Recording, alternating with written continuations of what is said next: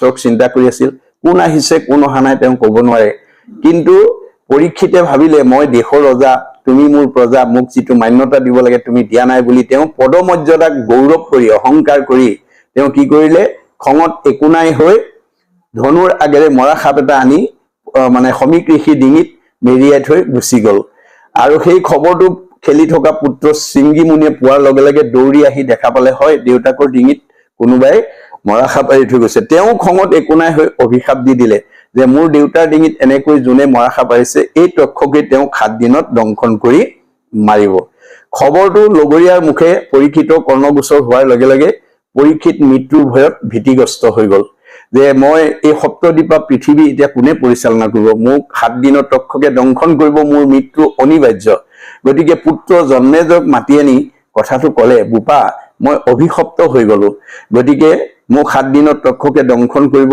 মোৰ মৃত্যু অনিবাৰ্য এই সপ্তদ্বীপা পৃথিৱীৰ পৰিচালনাৰ দায়িত্ব তোমাৰ ওপৰত মই অৰ্পণ কৰিলো আৰু মই কিবা প্ৰকাৰে তক্ষকৰ দংশনৰ পৰা নিজক উদ্ধাৰ কৰিব পাৰো নেকি মই উপায় বিচাৰি যাওঁ এই বুলি তেওঁ ক'ত আশ্ৰয় ললে গংগাৰ পাৰত এতিয়া প্ৰশ্ন হল পৰীক্ষিতে যদি মৃত্যুৰ হাতৰ পৰা তক্ষকৰ হাতৰ পৰা কালৰ হাতৰ পৰা নিজক বচাবৰ কাৰণে যদি গংগাত আশ্ৰয় ল'ব লগা হয় আমি ল'ব লাগিব নে নালাগে আৰু আজি আমি লৈছোনে নাই আচলতে নামেই গংগা গতিকে আমাক নামে নাটাৰিলে জীৱ আৰু কোনে তৰে নামে নাটাৰিলে আমাক আনে তৰাব নোৱাৰে এই কথা আমাক পৰীক্ষিতৰ দ্বাৰা দেখুৱাই থৈ গৈছে খবৰটো পোৱাৰ লগে লগে ৰাজ্যৰ সকলো ঋষি মুনি সকল গণ্যমান্য সকল আহি সমবেত হল আৰু তেওঁলোকক সন্মুখত দেখাৰ লগে লগে পৰীক্ষিতে মনত সাহস পালে মানে আৰু প্ৰেৰণা পালে আৰু লগে লগে তেওঁ প্ৰত্যেকৰ ওচৰতে প্ৰশ্ন অৱতাৰণা কৰিলে কোৱা দেৱঋষি কোৱা ৰাজঋষি কোৱা ব্ৰহ্মঋষি কোৱা ঋতিজ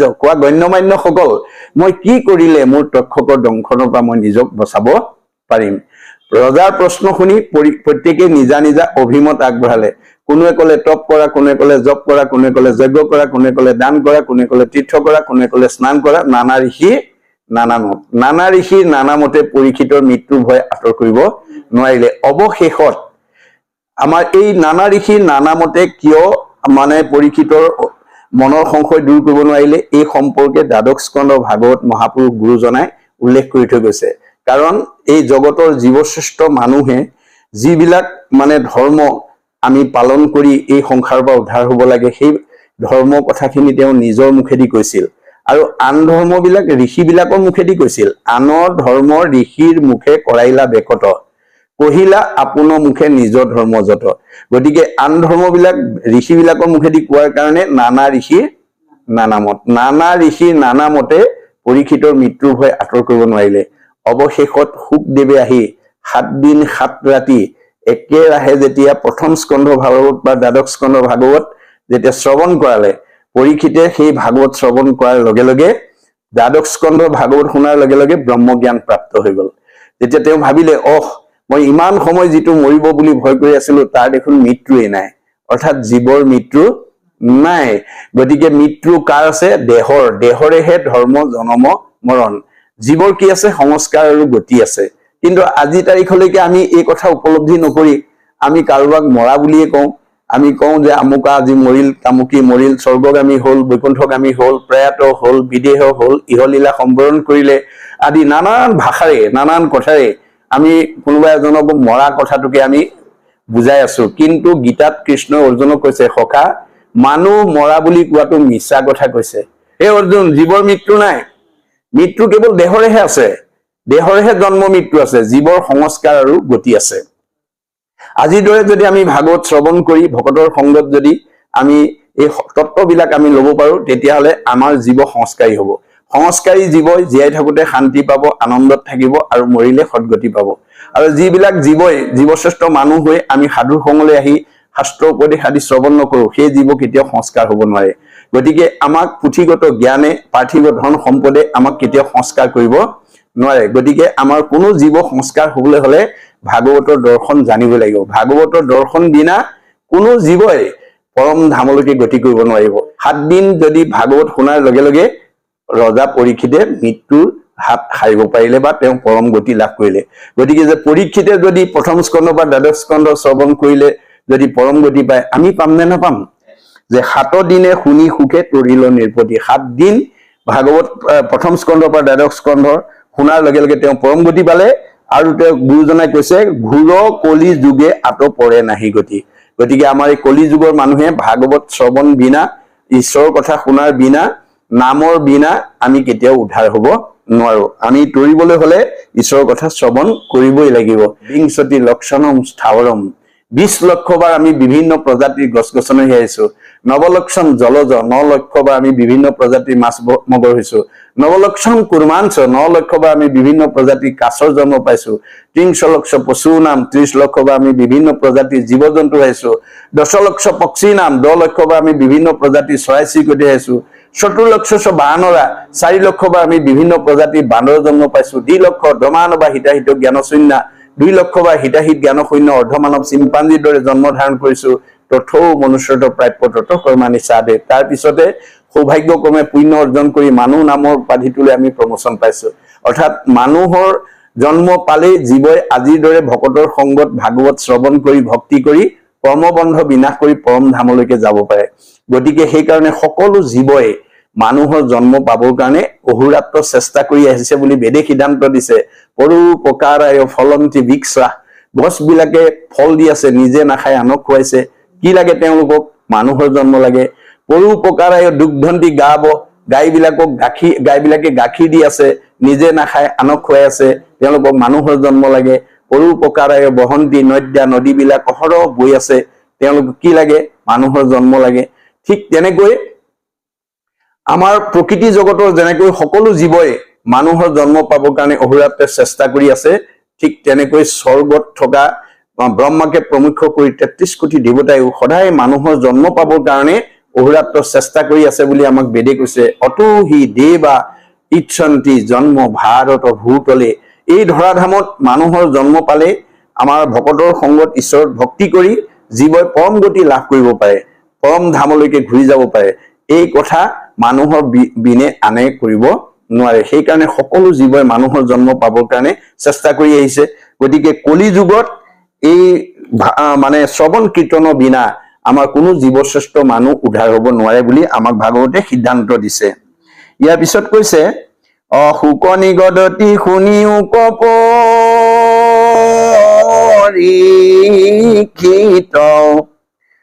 বসুদেৱ নাৰদ সংবাদ বিপৰীত। এ নিমি নৱ সিদ্ধ যেন ভৈল উপাখ্যান, কহু খাব শেষ ৰাজা হুয়ো সাৱধান। এতিয়া মৃত্যুমুখী পৰীক্ষিতক উদ্দেশ্যি শুক নিগদতি শুনি উক পৰীক্ষিত, বসুদেৱ নাৰদৰ সংবাদ বিপৰীত। যে বসুদেৱ আৰু নাৰদৰ মাজত যি সংলাপ হৈছিল, এটা তেনেকুৱা বিপৰীত সংলাপৰ সম্পৰ্কে মই তোমাক কম। নিমি নৱ সিদ্ধ যেন ভৈল উপাখ্যান, নিমি নৱ সিদ্ধ নামৰ এটা উপাখ্যান মই তোমাক কম। কহু সাৱশেষ ৰাজা হুয়ো সাৱধান, তোমাক মই সাৱশেষ মাৰি কম, তুমি সাৱধানেৰে শুনা। অৰ্থাৎ আমি ভগৱন্তৰ কথা সদায় সাৱধানতাৰে অৱলম্বন কৰি শুনিব লাগে। মহাপুৰুষ গুৰুজনাই ভক্তি প্ৰদীপত এই কথা উল্লেখ কৰিছে। সখা অৰ্জুনক উদ্দেশ্যি কৃষ্ণই কৈছে যে হেৰা সখা, তুমি মোৰ মানে অংশ জীৱৰ কাৰণে তুমি মোৰ পৰম সখা। গতিকে সেইকাৰণে তোমাক মই এটা মানে শ্ৰৱণৰ দিশ সম্পৰ্কে কওঁ, তুমি শুনা। যে যিদিনাখন জীৱনৰ যিটো মুহূৰ্তত ভকতৰ সংগত বহি তুমি মোৰ অমৃতময় কৃষ্ণ কথা শুনিবা, যিমান শ্ৰদ্ধাৰে শুনিবা সিমানেই তুমি পাপৰ পৰা নিজক মুক্ত কৰিব পাৰিবা। ঈশ্বৰৰ কথা যিমান শ্ৰদ্ধাৰে শুনিব সিমানেই দুগুণ দুগুণ পাপৰ পৰা আমি নিজক মুক্ত কৰিব পাৰিম।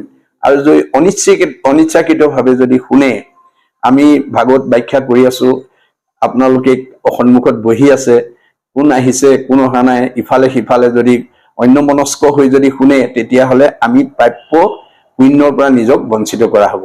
সেইকাৰণে অৰ্জুনক উদ্দেশ্যি কোৱাৰ চলে, অৰ্জুনক কেৱল আধা ৰূপে লৈছে আৰু গোটেই কথাখিনি ভগৱন্তই আমাক উদ্দেশ্যি কৈছে যে আমি সদায় কৃষ্ণ কথা শুনোতে সাৱধানতা অৱলম্বন কৰিব লাগে।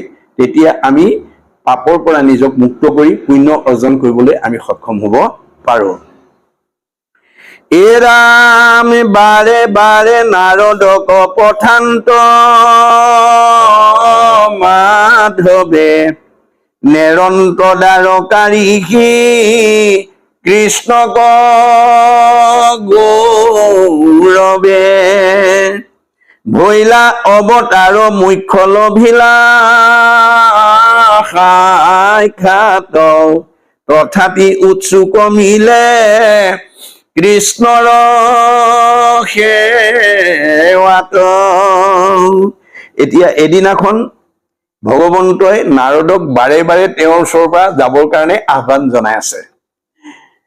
নিৰন্তৰ দ্বাৰকা ঋষি কৃষ্ণক গৌৰৱে, তৎসত্বেও মানে ভগৱন্তক এৰি নাৰদ যাব খোজা নাই।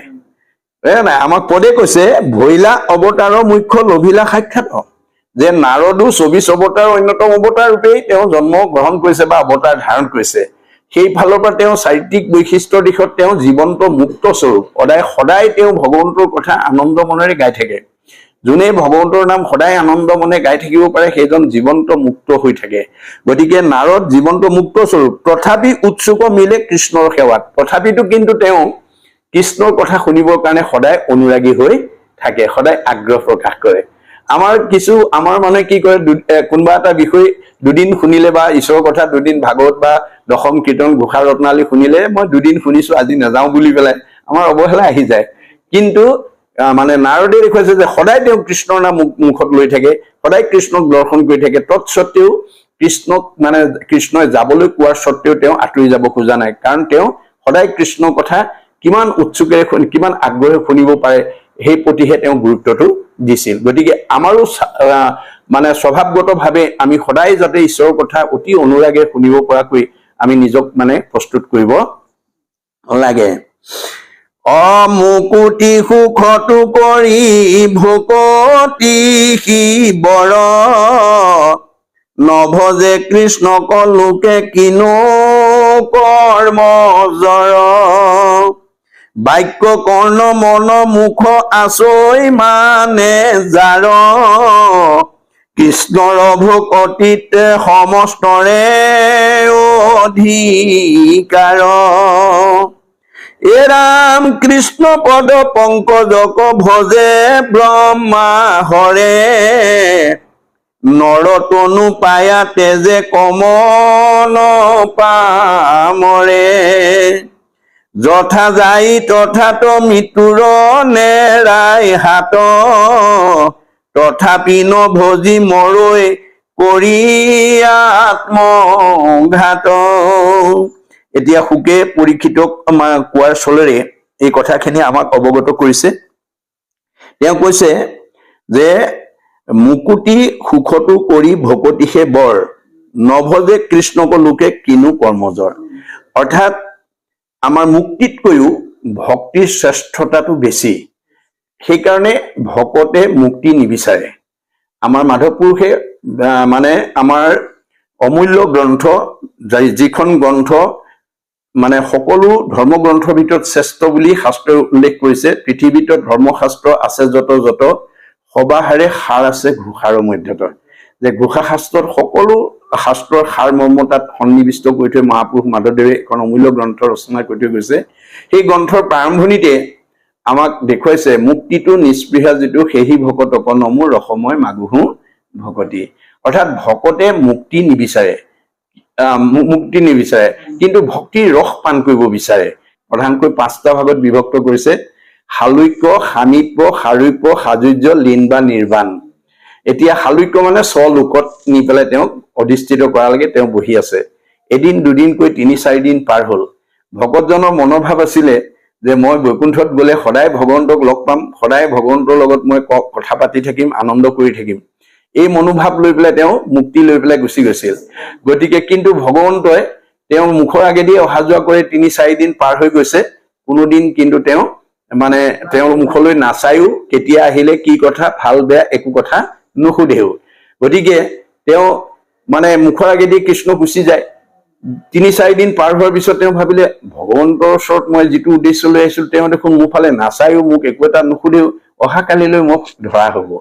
এই বুলি পিছদিনা অপেক্ষা কৰি আছে। ভগৱন্ত ওলাই অহাৰ লগে লগে তেওঁ দৌৰ মাৰি আগবাঢ়ি গৈ ক'লেগে প্ৰভু ৰ'ব বোলে কি হ'ল তোমাৰ ওচৰততো মই আজি 4 দিন হ'ল তোমাৰ ওচৰলৈ অহা গতিকে তুমি মোৰ ফালে নোচোৱাও মোক নুসুধাও মই মোৰ কি হৈছে কি নাই হোৱা মই গতিকে বোলে তেতিয়া ভগৱন্তে হাঁহি মাৰি ক'লে নহয় এইটো কথাটো মই নাৰদক আগতেই কৈ আছো নাৰদকো বিষ্ণু আচন্ত কৈ বৈকুণ্ঠত মই নাথাকো ৰৈ যোগীৰো হৃদয় এৰি সমুদায় থাকো ভকতৰ কীৰ্তন চাই যে মইতো বৈকুণ্ঠত নাথাকো যোগীৰ হৃদয়তো নাথাকো বুলি মই নাৰদক আগতেই কোৱা আছে নহং তিষ্ঠ আমি বৈকুণ্ঠে যোগীনাং হৃদয়ে নচ মত ভক্তা যত্ৰ গায়ন্তী তত্ৰ তিষ্ঠ আমি নাৰদ যে মোৰ ভকতে য'ত মোৰ গুণনাম লায় মই সেই ঠাইতে থাকো যে একান্ত ভকতে য'ত ভগৱন্তৰ নিৰ্গুণ কৃষ্ণৰ গুণনাম লয় সেই ঠাইতে ভগৱন্ত বৈকুণ্ঠ আৰু যোগীৰ হৃদয় এৰি সেই ঠাইতে অৱস্থান কৰো বুলি আমাৰ মাধৱ পুৰুষ